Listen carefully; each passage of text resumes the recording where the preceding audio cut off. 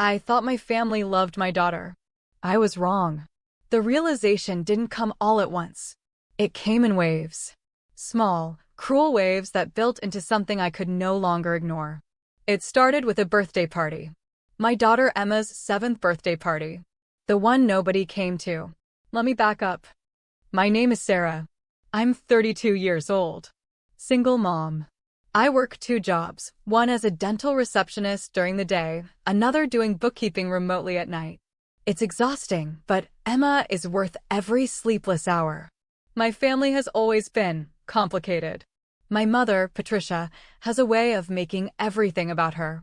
My younger sister, Brooke, is 25 and the golden child. Always has been. The pretty one. The one who got the college fund while I got a part-time job at 16. The one whose achievements get framed and hung on mom's wall while mine get a half-hearted, "That's nice, honey," over the phone. But I really believed that they loved Emma. She's this tiny force of nature with wild, curly hair and a gap-toothed smile that could melt glaciers. She draws pictures for everyone. She remembers everyone's favorite colors. She practices reading so she can read stories to her cousins. When I told them about her birthday party, they all said yes. Mom said yes. Brooke said yes. My Aunt Linda said yes. My cousin said yes. Emma made invitations by hand. She used glitter glue and stickers. She misspelled birthday as birthday, and I didn't have the heart to correct her. She was so excited, she could barely sleep for 3 nights straight. If you're enjoying this so far, don't forget to like the video and watch till the end. I'd love to hear your thoughts. The party was supposed to start at 2 o'clock on Saturday. I'd saved for weeks. I rented a small room at the community center.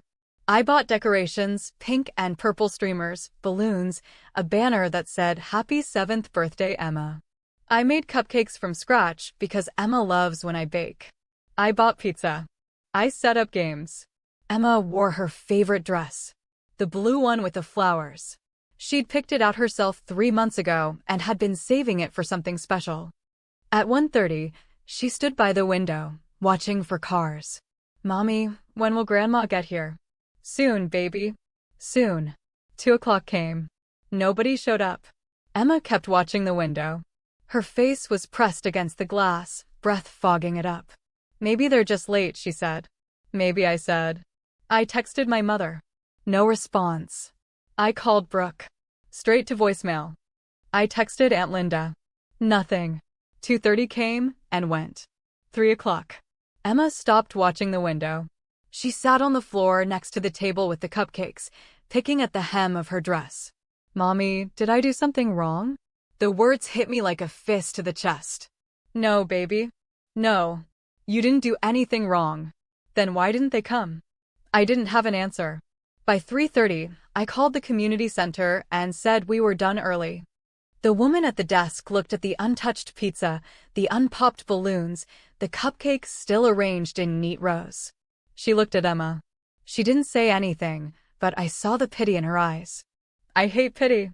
We drove home in silence. Emma stared out the window. I kept glancing at her in the rearview mirror, trying to think of something to say. Something that would fix this. When we got home, Emma went straight to her room. She didn't cry. She just closed the door quietly. That hurt worse than tears. I sat on the couch and stared at my phone. Still nothing from anyone. Finally, at 7 o'clock that night, my phone buzzed. It was Brooke. "Sorry, got busy." "How was the party?" "Got busy." My hands shook as I typed back. Nobody came. Emma waited for 3 hours. Nobody came. 3 dots appeared. Disappeared. Appeared again. "Oh. Sorry. Things came up." Things came up. I didn't respond. I couldn't. The next message came an hour later. From my mother. "Don't be dramatic. It's just a birthday party. She's 7. She won't even remember this. She won't even remember this." I turned my phone off. I went to Emma's room and found her asleep, still in her party dress, her homemade invitations scattered on the floor around her. I gathered them up. Each one had a different family member's name written in her careful, crooked handwriting. I put them in a drawer. I didn't throw them away. I don't know why. For 3 days, I didn't contact anyone in my family. I threw myself into work, into taking care of Emma, into pretending everything was fine. Emma didn't mention the party again. But she stopped drawing pictures for people. She stopped talking about her cousins. On the 4th day, my phone rang. It was my mother. I almost didn't answer. But some stupid, hopeful part of me thought maybe she was calling to apologize. Sarah, hi. Listen, I need to talk to you about something important. No apology. Not even a "how's Emma doing?" What is it? My voice was flat. It's Brooke's 16th birthday next month. She's 25, Mom. Her sweet 16 that we never got to do properly. You remember, we had to cancel it because your grandmother was sick. Well, Brooke really wants to do it now. A redo. Make it special. She deserves that. I waited. There was more coming. I could feel it. We need $1,850. We're splitting it between family. Your share is my share. Yes. Everyone's contributing. It's family. You contribute for family. I laughed. Actually laughed. It came out harsh and bitter. You want me to give you money for Brooke's party after none of you showed up to Emma's? Oh, don't start. I already explained. You didn't explain anything. You said she's 7 and won't remember. But you want me to pay for a 25-year-old's birthday redo. Sarah, don't be selfish. This is about family. Family. I repeated the word slowly. Family shows up to a 7-year-old's birthday party. Family doesn't abandon a little girl and then ask for money. I'm not asking. I'm telling you. We need that money by Friday. Everyone else has already committed. Then everyone else can pay my share. Silence. Then her voice went cold. If you don't contribute, don't expect to be invited. And don't come crying to me when Emma asks why she can't see her cousins anymore. She hung up. I sat there, staring at my phone, rage building in my chest like a pressure cooker about to explode. Emma was in the kitchen, coloring. She looked up at me. Mommy, are you okay? Yeah, baby. I'm okay. But I wasn't okay. I opened my banking app. I sent my mother $1. Exactly $1. In the memo line, I wrote, "Congrats on the sweet 16. Then I blocked her number. Then I blocked Brooke's number. Then I blocked every single family member who'd said they'd come to Emma's party and didn't. And then I did something I'd been thinking about for a while. I called a locksmith. See, my mother had a key to my apartment. For emergencies, she'd said when I gave it to her years ago. But she'd used it more than once to just show up unannounced, usually with Brooke in tow, usually to ask for something or critique how I was raising Emma. The locksmith came the next morning. New locks. New deadbolt. New chain. It felt good. Like taking back something that was mine. For 2 days, everything was quiet. Too quiet. On the 3rd day, I was at work when my phone started buzzing. Not my mother's number, it was blocked. Different numbers. Aunt Linda. Cousins I hadn't spoken to in months. All calling, all texting. I ignored them. Then my boss came to my desk. Sarah, there's someone here to see you. Says it's a family emergency. My stomach dropped. I walked to the lobby and found my mother standing there, arms crossed, face red with fury. You need to come outside. Now. I'm working. I don't care. We need to talk. I have nothing to say to you. She stepped closer, voice dropping to a hiss. You sent me $1. $1. Do you think this is funny? No. I think it's exactly what your granddaughter's birthday party was worth to you. Her face went purple. How dare you? I'm calling security if you don't leave. I'm at work. You can't just show up here. I'm your mother and Emma is your granddaughter. The one you abandoned. Now leave. She left. But not before making a scene loud enough that my coworker stared. I went back to my desk, hands shaking, and tried to focus on work. When I got home that evening, Emma was with the babysitter. Everything seemed normal. Until 8 o'clock. That's when someone started pounding on my door. Not knocking. Pounding. Sarah. Open this door. It was my mother. And Brooke. I know you're in there. I looked through the peephole. Both of them standing there. My mother had her phone out. Open this door right now or I'm calling the police. Go ahead, I said through the door. You don't live here. You have no right to be here. I have a key. No, you don't. I changed the locks. More pounding. Emma came out of her room, eyes wide with fear. Mommy? It's okay, baby. Go back to your room. Put your headphones on. She hesitated. Now, Emma. She went. My mother was screaming now. You ungrateful, selfish brat. After everything I've done for you, like what? Name one thing. I raised you. You gave birth to me. That's not the same thing. Open this door. No. Silence. Then I heard her voice, but not directed at me. Yes, I need to report a break-in. My daughter changed the locks on my house and won't let me in. She's holding my granddaughter hostage. My blood ran cold. She was calling the police. And lying. I grabbed my phone and called 911 myself. I need to report harassment and trespassing. My mother is at my apartment pounding on the door and lying to police dispatch. The operator took my information. Address. Name. Situation. Officers are already en route. Stay inside and stay calm. I stayed on the line until I heard sirens. Through the peephole, I watched 2 police officers approach. My mother immediately switched modes. Tears. Shaking voice. The whole performance. Thank God you're here. My daughter won't let me see my granddaughter. She changed the locks. I'm so worried about the baby. One officer held up a hand. Ma'am, whose name is on the lease? Well, mine. We need to see documentation. I don't have it with me, but I've been here. The other officer knocked on my door. Ma'am, can you come out, please? I opened the door with my phone in hand, showing that I was still on the line with dispatch. I'm Sarah Mitchell. This is my apartment. I'm the only one on the lease. My mother does not live here. She's harassing me because I refuse to give her money. The officer looked at my mother. Ma'am, is this your apartment? My mother's face shifted. The tears dried up.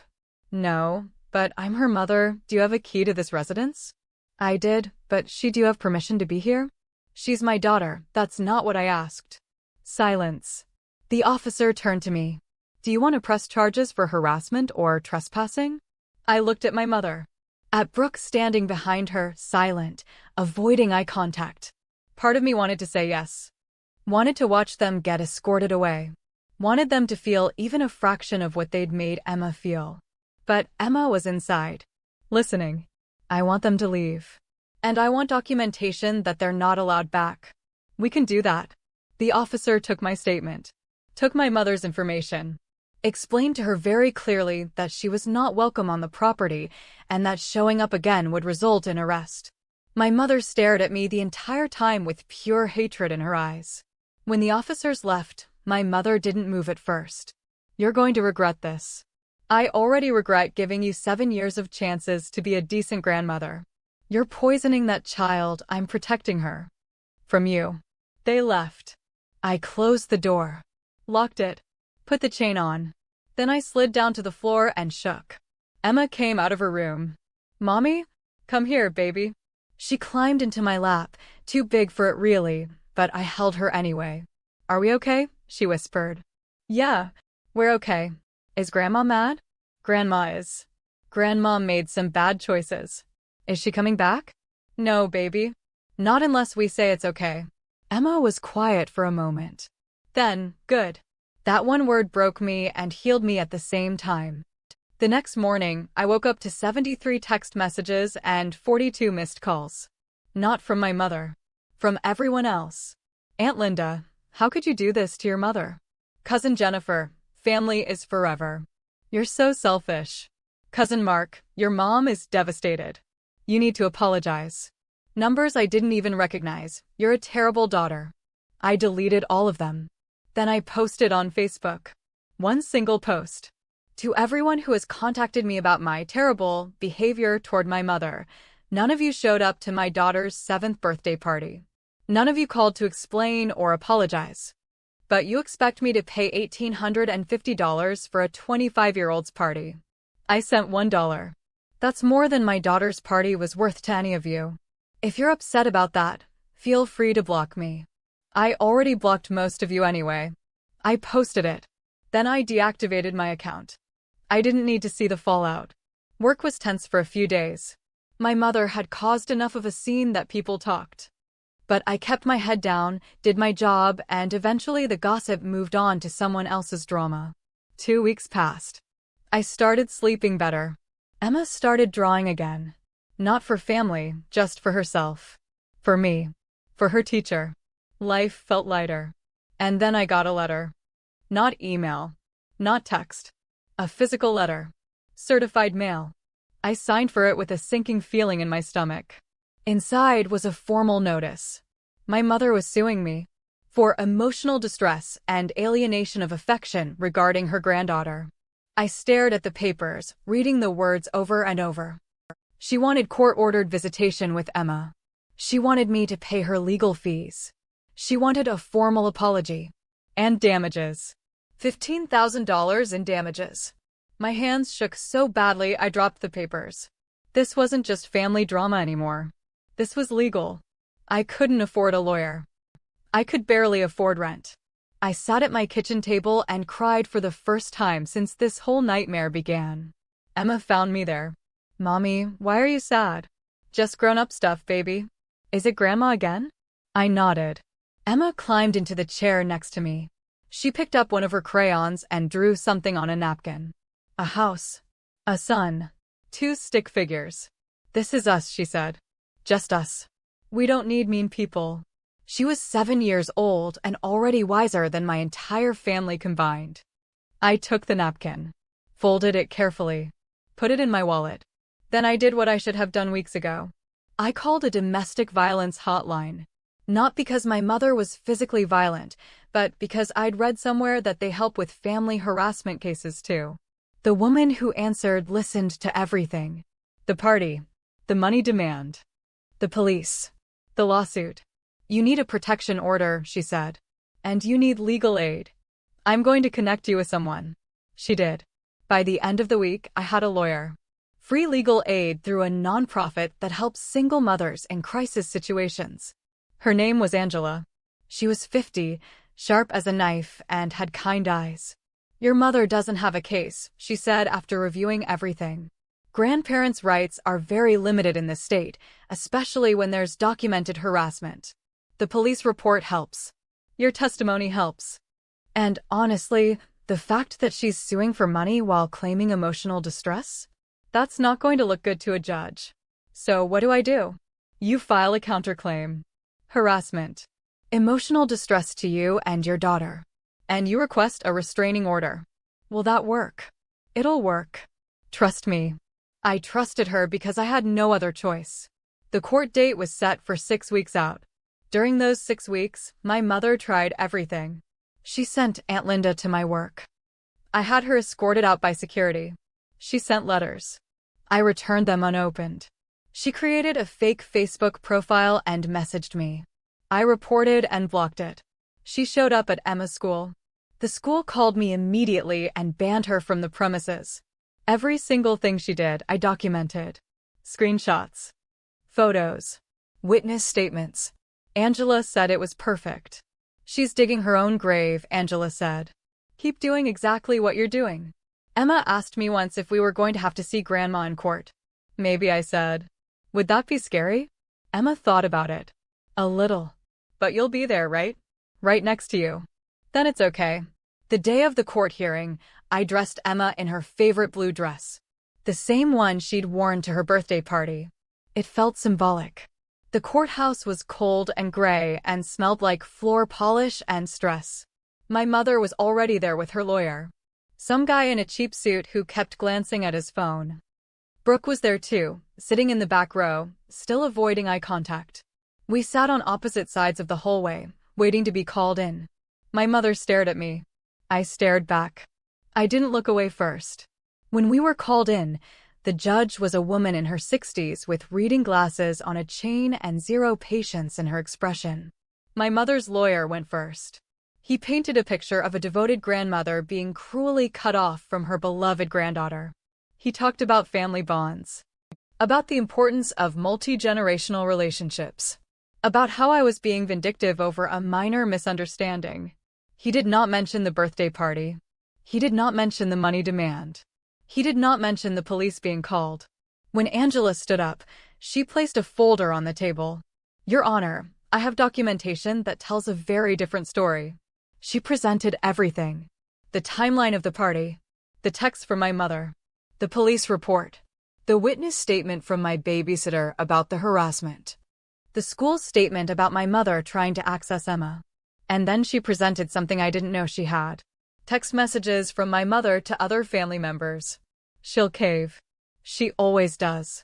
Just ignore the brat's party and she'll come crawling back. The texts had been sent before Emma's birthday party. They'd planned it. The no-shows weren't accidents or things coming up. They deliberately ignored my daughter's party as some kind of power play. The courtroom went silent. The judge read the messages, then looked up at my mother. "Mrs. Patterson, did you send these messages?" My mother's face went white, then red. "That's taken out of context, yes or no?" "Yes, but, and did you and your family deliberately choose not to attend your granddaughter's birthday party?" Silence. "Mrs. Patterson, I asked you a question. We were trying to teach Sarah a lesson about what? Being independent? Supporting herself and her child." My mother's lawyer tried to intervene. "Your Honor, family dynamics are complex. Family dynamics do not include using a 7-year-old child as a pawn." "I've seen enough." The judge removed her glasses. "Mrs. Patterson, your petition for grandparents' rights is denied. Furthermore, I'm granting Ms. Mitchell's request for a restraining order. You are not to contact her or her daughter in any way for a minimum of 1 year. If at the end of that year, Ms. Mitchell chooses to allow contact, that is her decision. But you will not force it." "Your Honor, please, I'm not finished.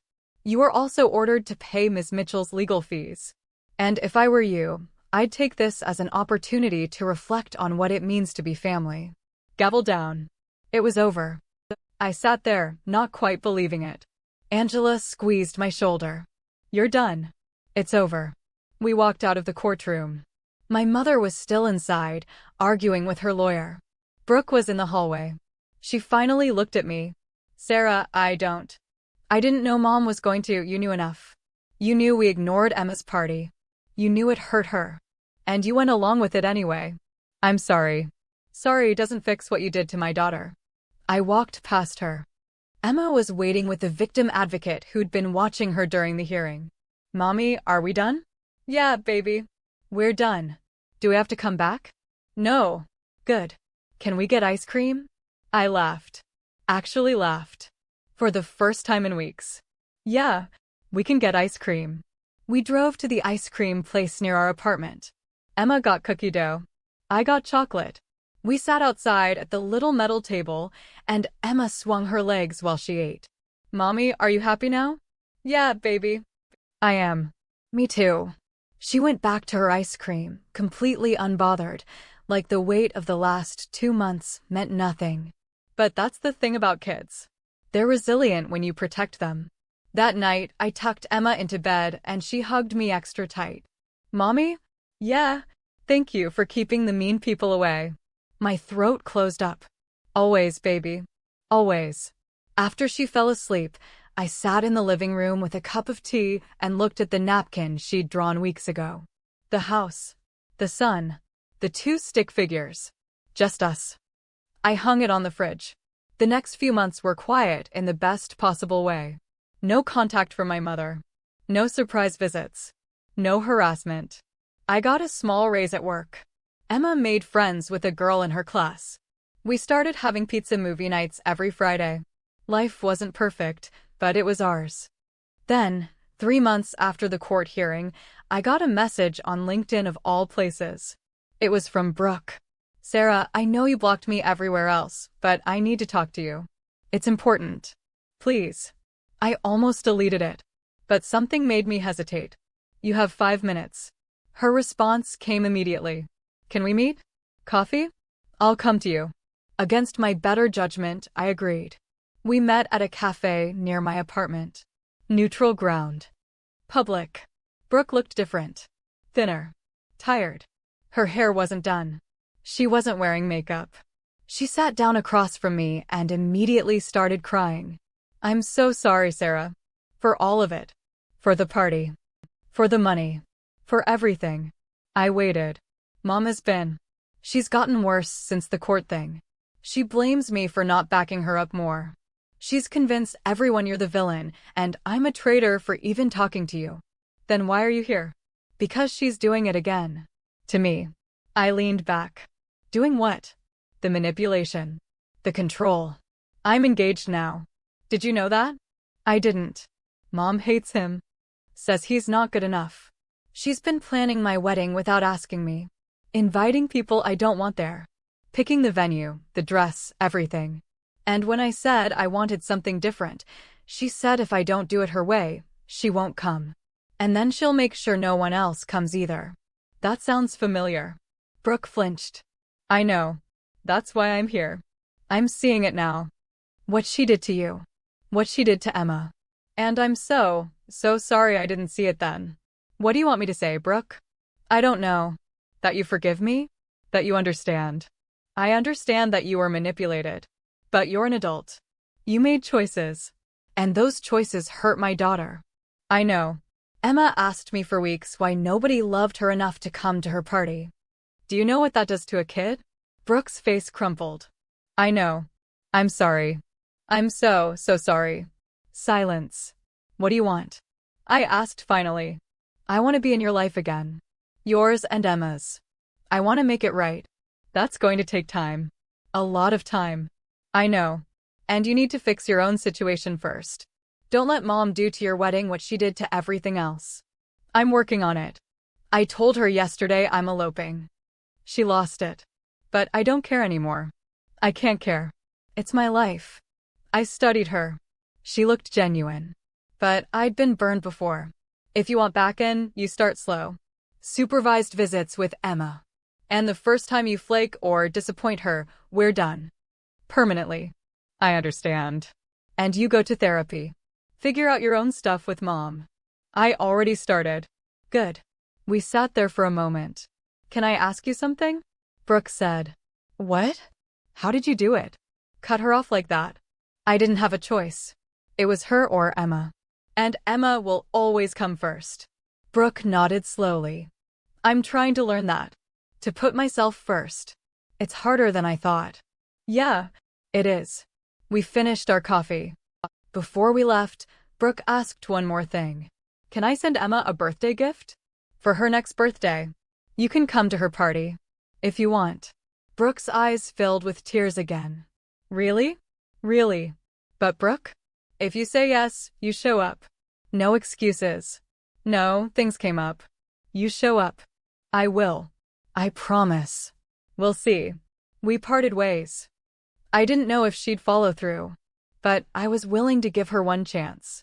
Emma's 8th birthday was 2 months away. I rented the same community center room.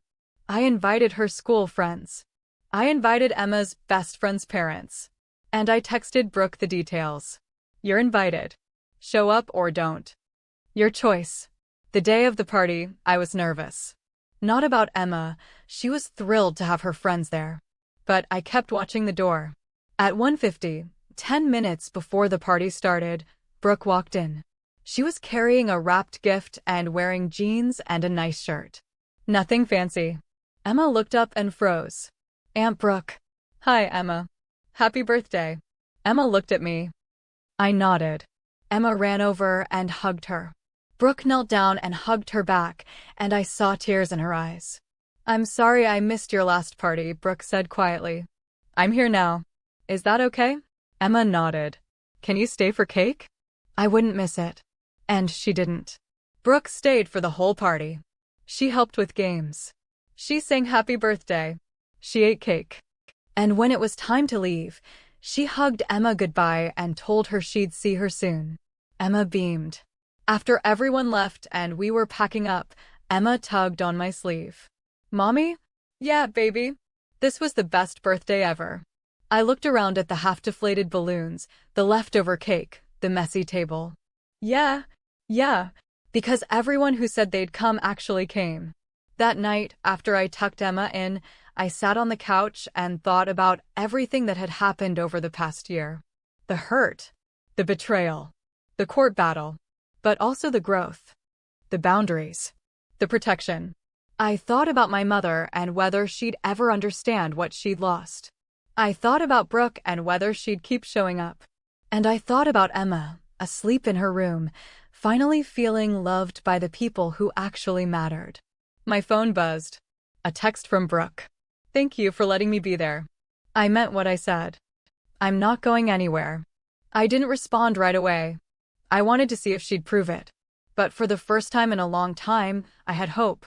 Not hope that my mother would change. She wouldn't. But hope that I could build something better for Emma. A life where she knew her worth. Where she knew love didn't come with conditions. Where she knew that sometimes, walking away from family is the most loving thing you can do. 3 months later, Brooke eloped. She sent me a photo. Her and her fiancé on a beach somewhere, both barefoot, both grinning. Mom didn't come. But I'm happy anyway. Thank you for showing me that's possible. I smiled and sent back a heart emoji. 6 months after that, Emma asked me if Grandma would ever come back. I don't know, baby. Maybe someday. If she changes. But probably not. That's okay, Emma said. We have Aunt Brooke now. And my friends. And you. That's enough. Yeah, baby. That's more than enough. A year after the court hearing, the restraining order expired. I didn't reach out to my mother. She didn't reach out to me. And that was fine. I'd learned something important through all of this. Family isn't about blood. It's about who shows up. It's about who chooses you over and over, even when it's hard. It's about protecting the people who can't protect themselves. And it's about knowing when to walk away from people who don't deserve access to your life. My mother had every chance to be part of Emma's world. She chose money, control, and manipulation instead. That was her choice. Mine was Emma. And I'd make that choice 1,000 times over. Emma is 9 now. She's in 4th grade. She loves reading and science and still draws constantly. She doesn't ask about my mother anymore. She has Brooke, who shows up to every birthday, every school play, every important moment.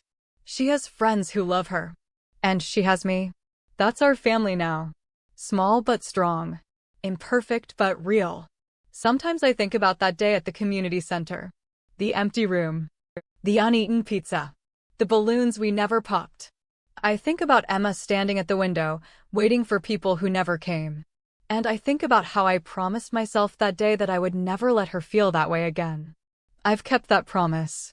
And I'll keep it for the rest of my life. Because Emma deserves a mother who chooses her. Every single time. No matter what. Last week, Emma came home from school with a drawing. It was our apartment. The sun. And 3 stick figures this time. "That's me, you, and Aunt Brooke," she explained. "It's perfect," I said. And it was. Not because it included everyone, but because it included the right people. The people who show up. The people who stay. The people who love us, not because they have to, but because they choose to. That's what family is. And that's what we've built.